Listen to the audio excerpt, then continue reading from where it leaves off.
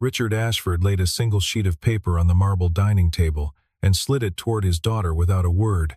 5 names, 5 fortunes, 5 men he had already chosen for her. By Friday, he said, or Brendan takes the company. Sienna Ashford did not pick up the list. She walked out of the dining hall, down the long staircase, past the wine cellar, and stopped at the door of the boiler room. A man in a gray jacket was kneeling beside the old furnace, one hand black with grease, the other steady on a wrench. He did not look up when she entered. She glanced at the list in her fingers, then at him, a name not on the paper. The boiler room smelled of iron and warm dust. Sienna stayed at the threshold longer than she meant to, watching the stranger work. He did not hum, did not curse, did not check his phone. He simply listened to the furnace the way a doctor listens to a chest. "It's been making a sound," she said finally. "I know." He did not turn around. His voice was low, used to silence. "The pressure valve is fine," he continued. "Your relief line is iced over. Whoever ran the last service skipped the bleed cycle. I'll fix it tonight." Sienna stepped inside. She had grown up in this house. No one had ever told her something about her own home in a tone that flat, that certain. The contractors who came through these halls always opened with a wince and a number, with the polite calculation of men who were already planning to overcharge her. This man had not even glanced at her shoes. "What's your name?" "Ethan." "Ethan what?" "Carter." He still did not turn. He reached for a smaller tool, set it down, picked another. The way his hand moved over the brass fitting was not the way a maintenance man moved. It was slower, quieter, as if the metal were a living thing that needed to be coaxed. "You don't ask who I am," she said. "You came down to a basement at 7 in the evening in a cashmere coat.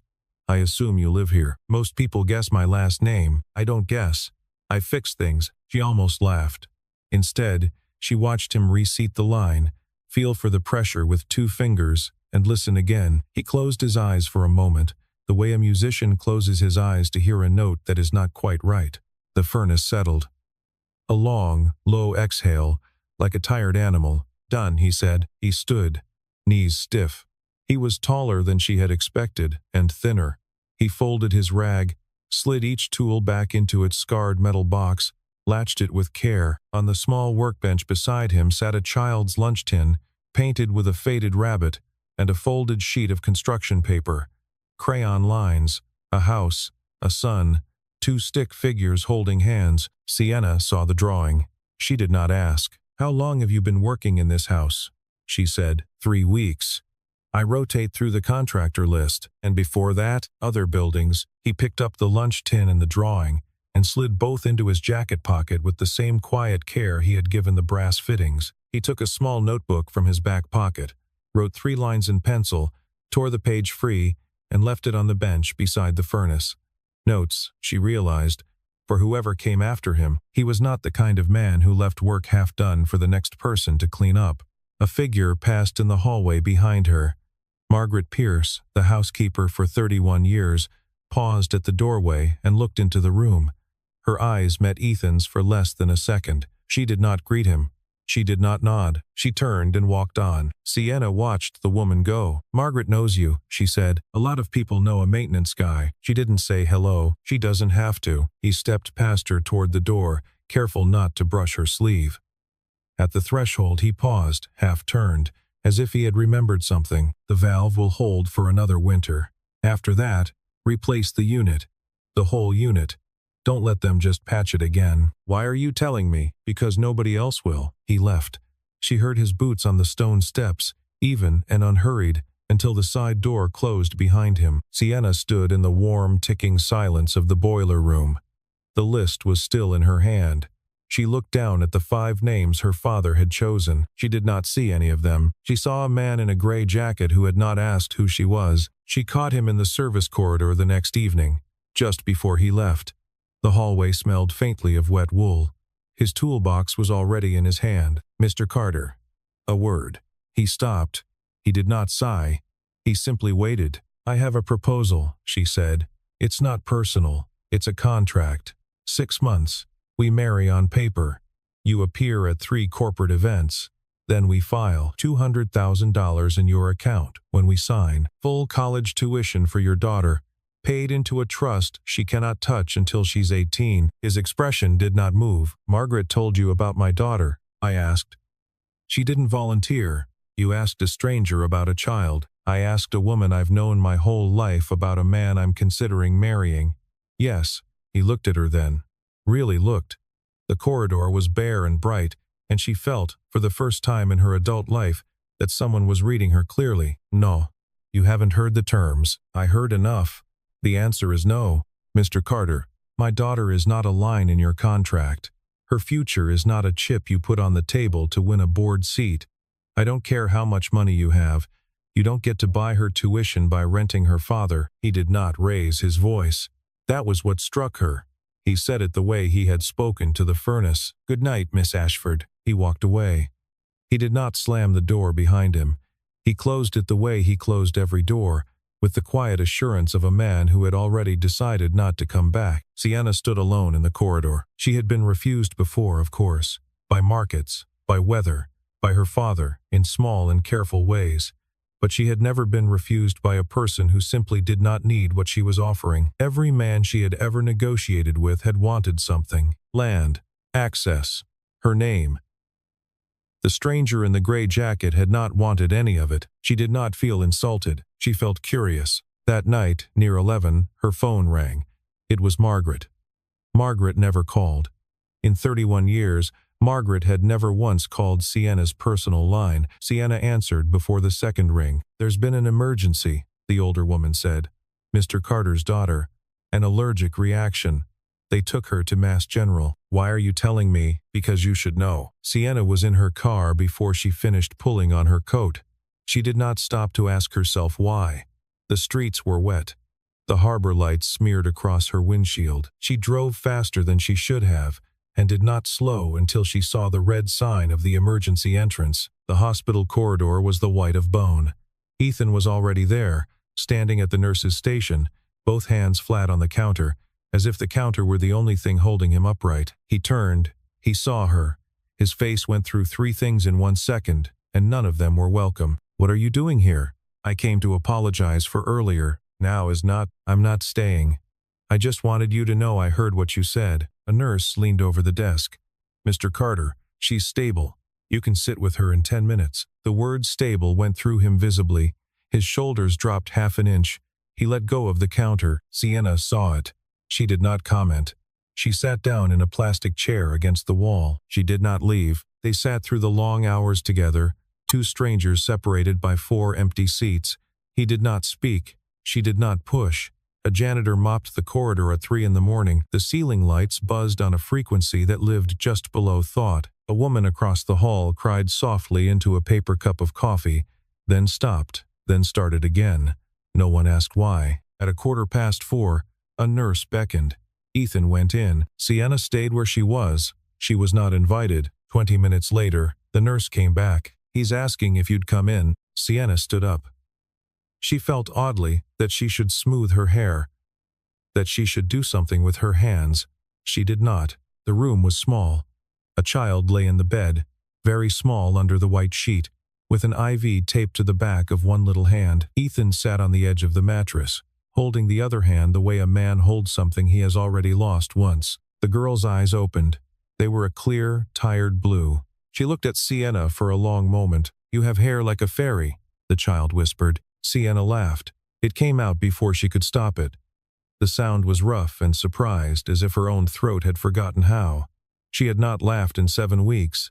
She had not noticed until now. What's your name? She asked. Hazel.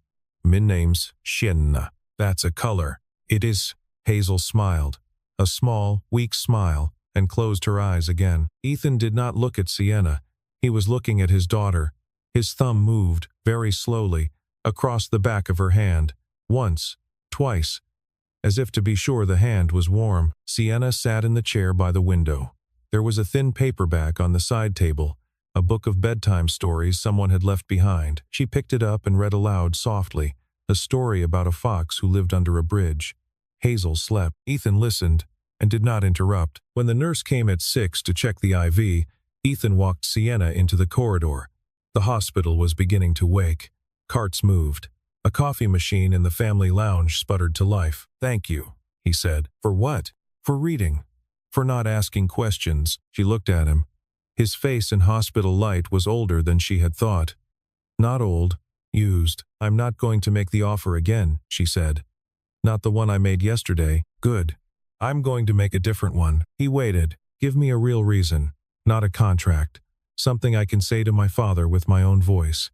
Tell me, in front of him, that you're someone in my life. 1 month. After that, if it doesn't work, we end it cleanly.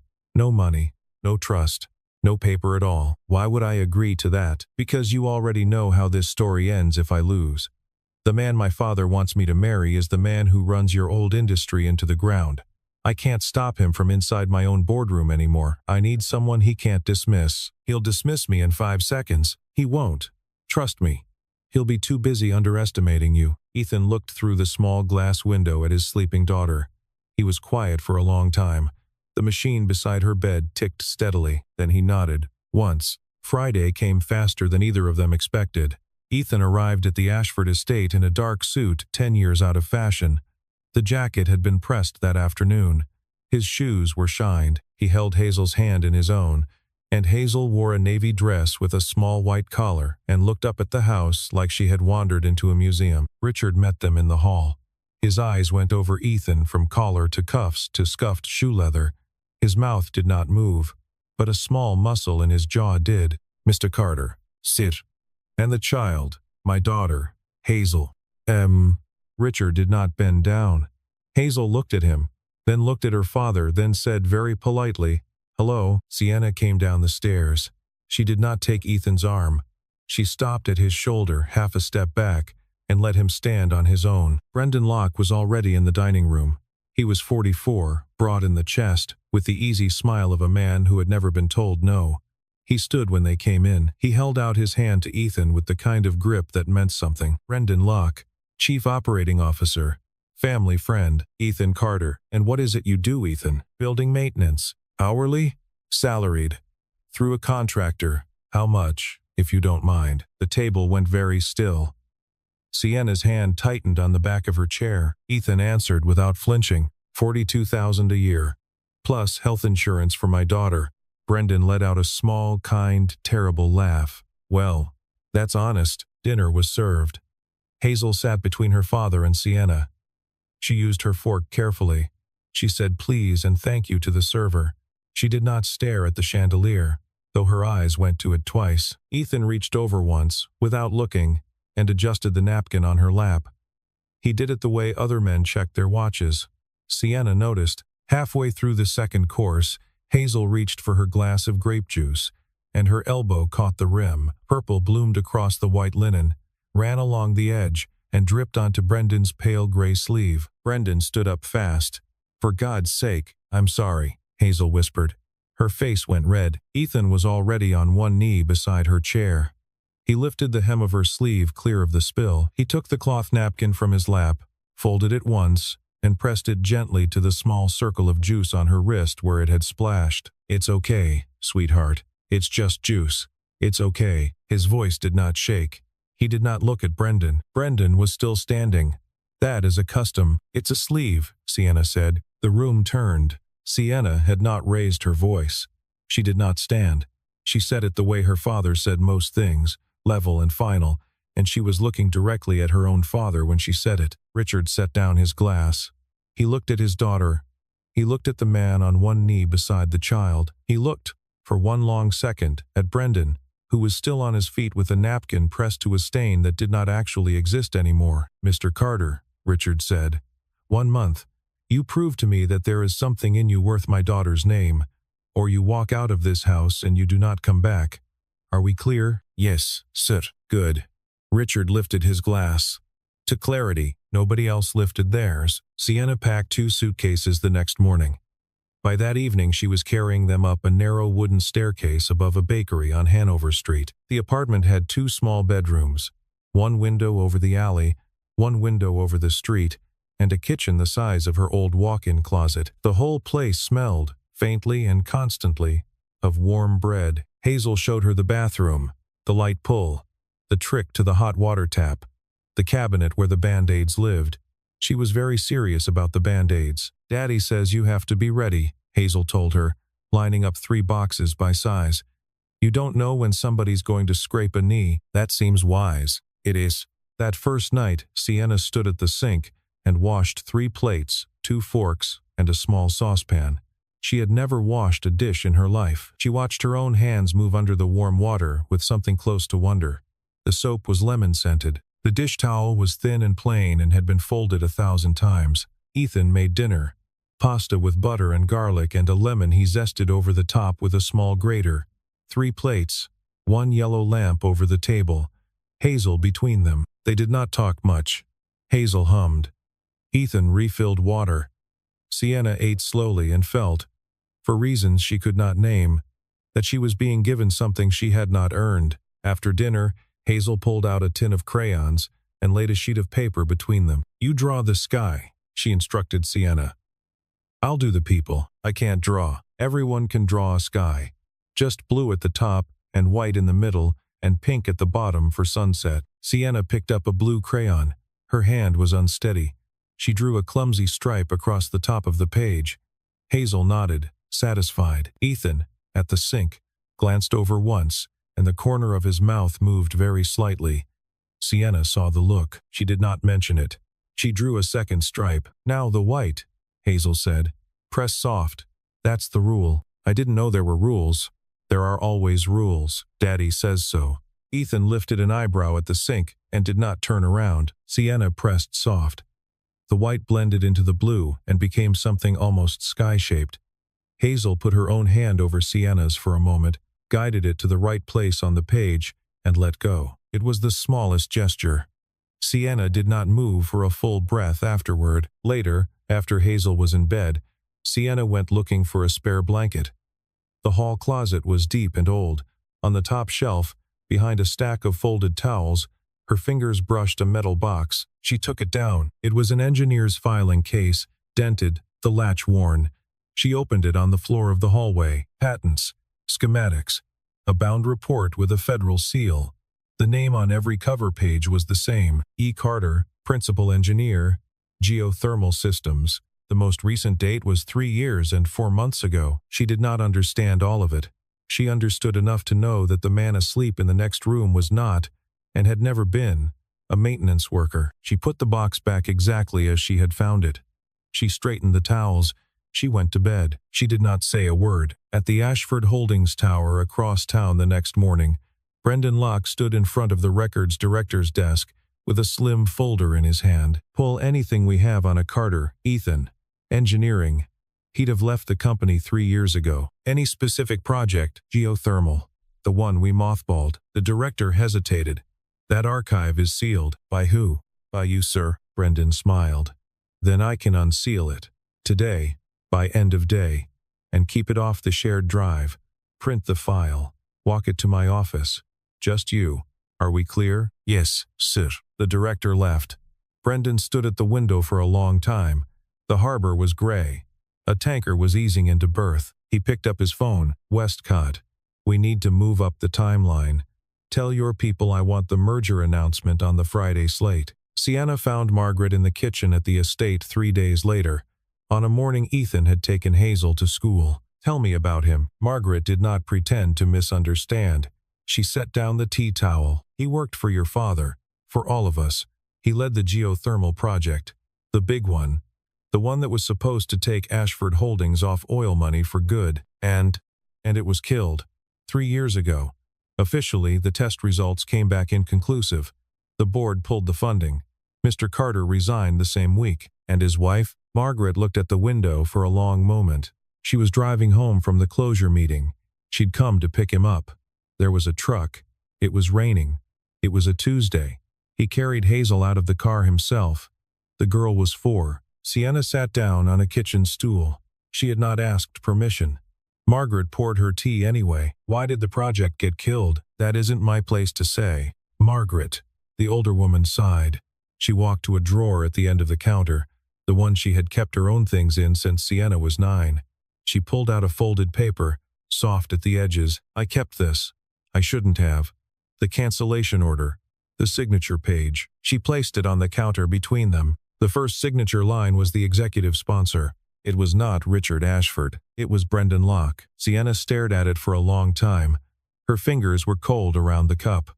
Outside, the gardener was raking the front lawn in long, slow rows. The sound of it came in through the kitchen window, even and indifferent. "Does my father know?" "Your father signs 40 papers a day."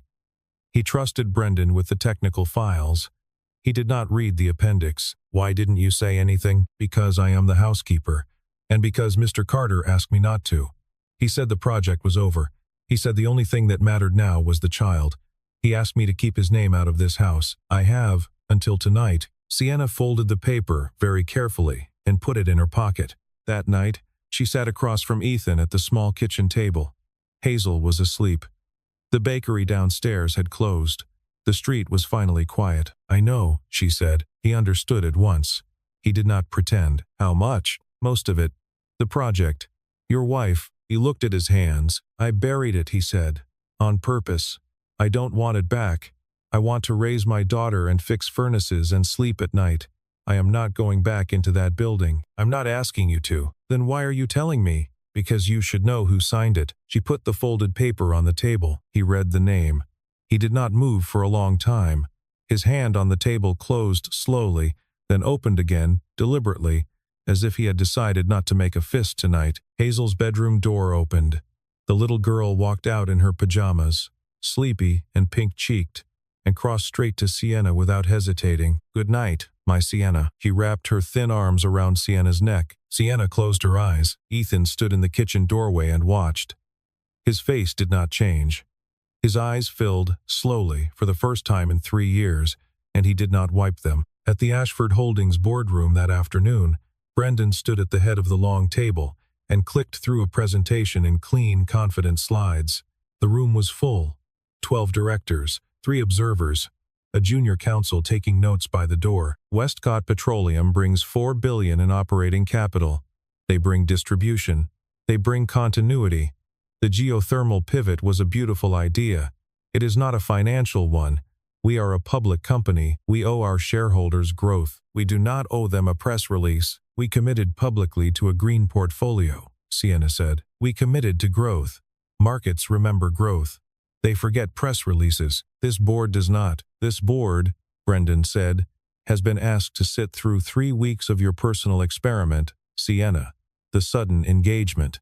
The maintenance worker, a man, I might add, whose file I have right here. He set a folder on the table. Ethan Carter, former engineering manager, released for cause, system-level failure on a $500 million project. The kind of man you do not put in front of investors, the kind of man you certainly do not bring into the family. I would ask the chair to consider whether the daughter of this house has the judgment, currently, to set strategy for this company. Down the hall, the elevator opened. Ethan stepped out, holding Hazel's hand. She was wearing her school backpack, just picked up from the curb at 3:15. Sienna had promised her a tour of Mommy Sienna's office, which Hazel had been quoting for 2 days. They came around the corner. Through the glass door of the boardroom, Ethan saw the slide on the screen. He saw his own name. He stopped. He heard the last sentence Brendan said. He did not push the door open. He did not go in. He simply stood, very still, with his daughter's hand in his. "Daddy?" Hazel said. "It's all right, sweetheart." Inside the room, Sienna had risen from her chair. "You will not speak about him in this room again. I'll speak about whoever I want." The door opened. Hazel came through it first, because Hazel did not understand that she was not supposed to. She ran the length of the boardroom. She went straight to her father, who had followed her in. She held up a folded piece of paper. "I drew us. All 3. See? Daddy and Sienna and me, holding hands." Ethan dropped to one knee. He took the drawing. He looked at it for one long second. Then he leaned down and kissed his daughter's forehead. The room had gone quiet.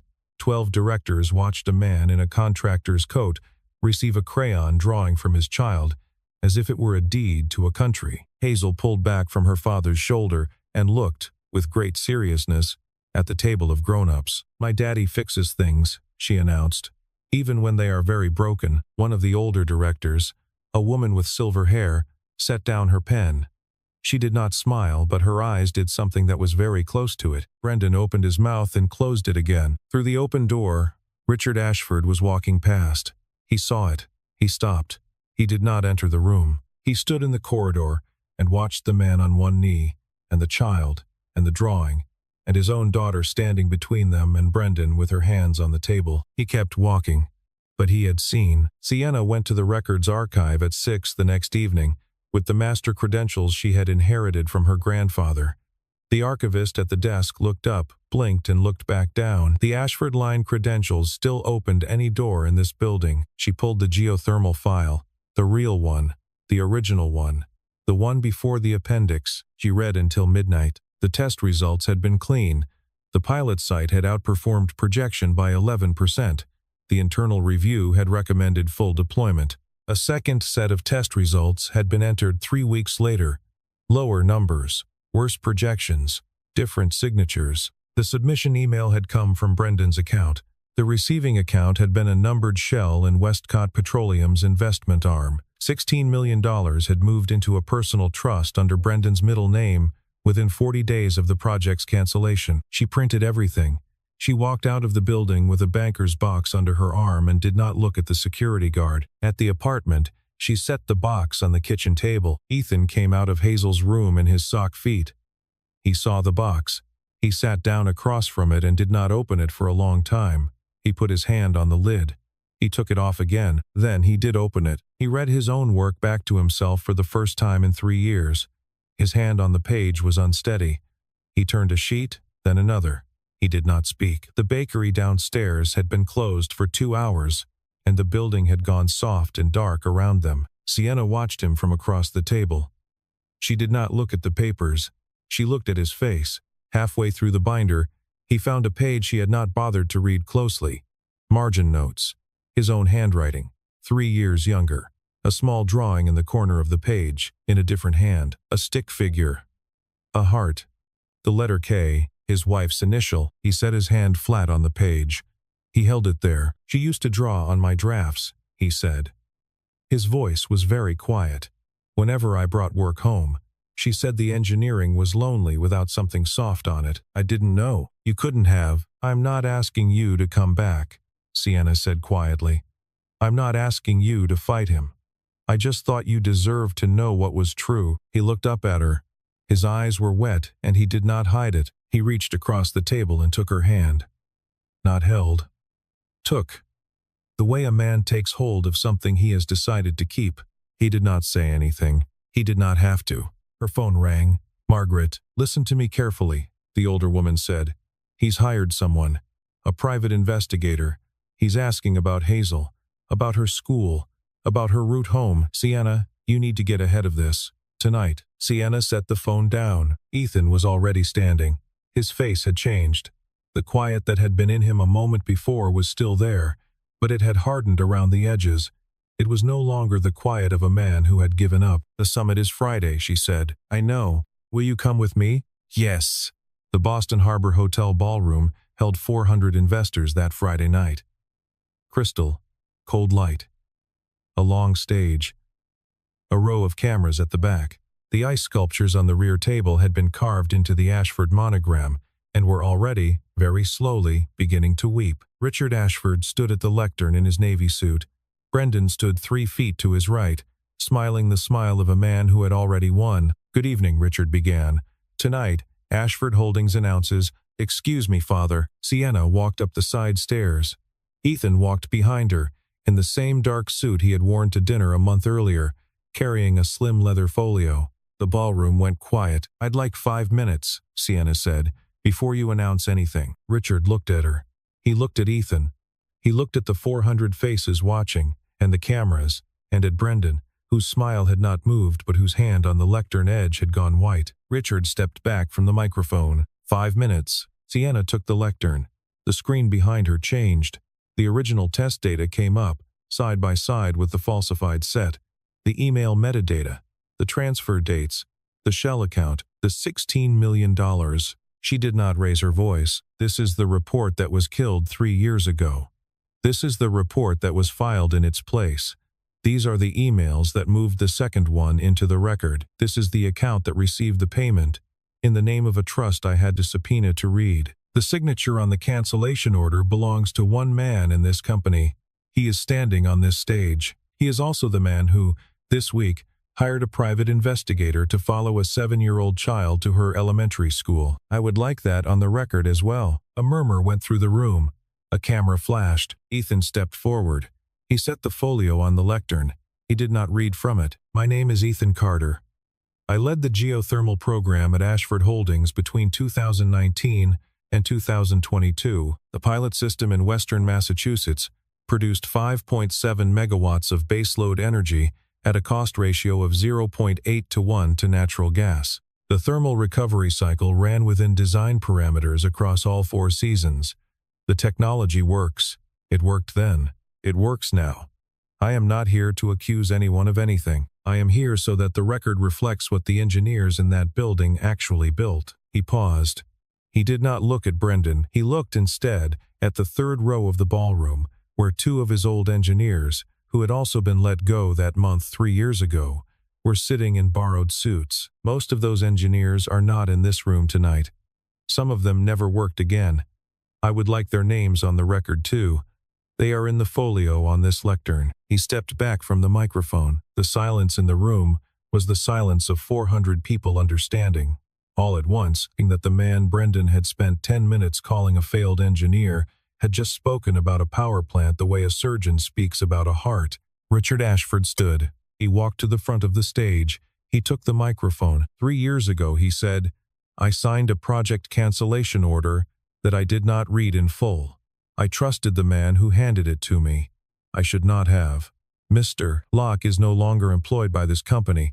Effective tonight, the Westcott merger will not proceed. Mr. Carter, on behalf of Ashford Holdings, I owe you an apology, not because my daughter brought you here, because I should have read the file. The ballroom began, slowly, to applaud.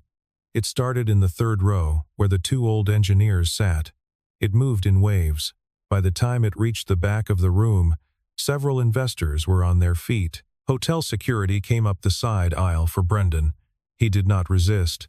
He walked out with his hands at his sides and his face very still. Sienna turned to Ethan. She did not embrace him. She simply lifted her hand and touched his shoulder. Once. It was enough. 6 weeks later, the bakery on Hanover Street opened at 6. By 6:15, the smell of yeast and butter was climbing the stairs. Ethan stood at the stove in a clean white t-shirt, scrambling eggs.